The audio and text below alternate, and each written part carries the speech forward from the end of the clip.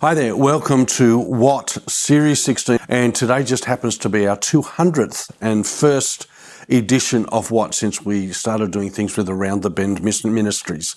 I need to say thank you to Gary, who's done all of the videoing or all the sort of stuff that has to happen behind the scenes, and I want to say thank you to you guys for listening over those 201 editions.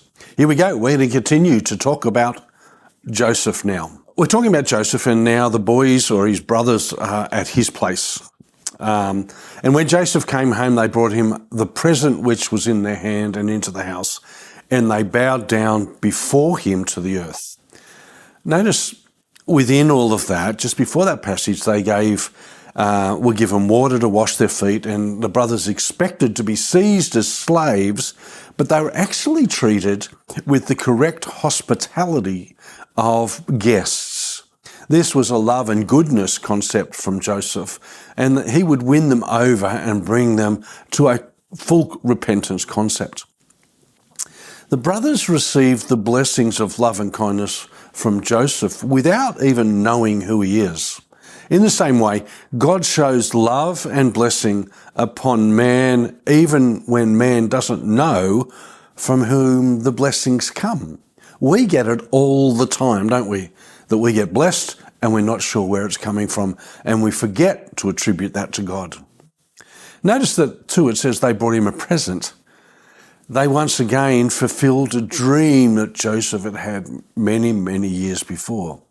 They honoured this Egyptian official, not only out of respect, not only out of gratitude, but also out of need.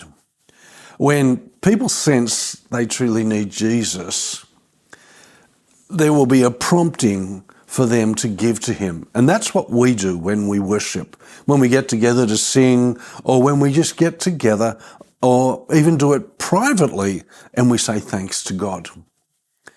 Now we move on here into verse 27 of chapter 43, and this is where Joseph gets together and he actually gets to meet Benjamin. It says, then he asked them about their well-being and said, is your father well? The old man of whom you spoke, is he still alive?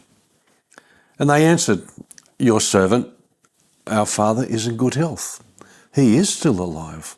And they bowed their heads down and prostrated themselves.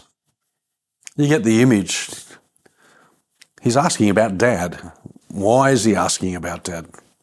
Then he lifted his eyes and saw his younger brother Benjamin, his mother's son. Is this your younger brother of whom you spoke to me? And he said, be gracious to you, my son. God be gracious to you, my son. Now his heart yearned for his brother, so Joseph made haste and sought somewhere to weep. And he went into his chamber and he wept there. Here we see some real emotion starting to happen. He asks about the well-being of Jacob, this mysterious Egyptian official that had an unusual personal concern for these brothers and their families. Surely he did not treat other grain purchasers in this way. No. Notice it says too that now his heart yearned for his brother.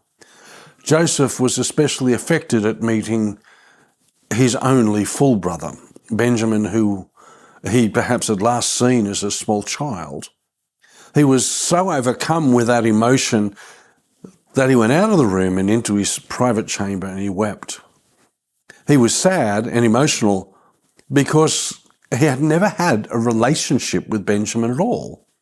He didn't know him. Yeah.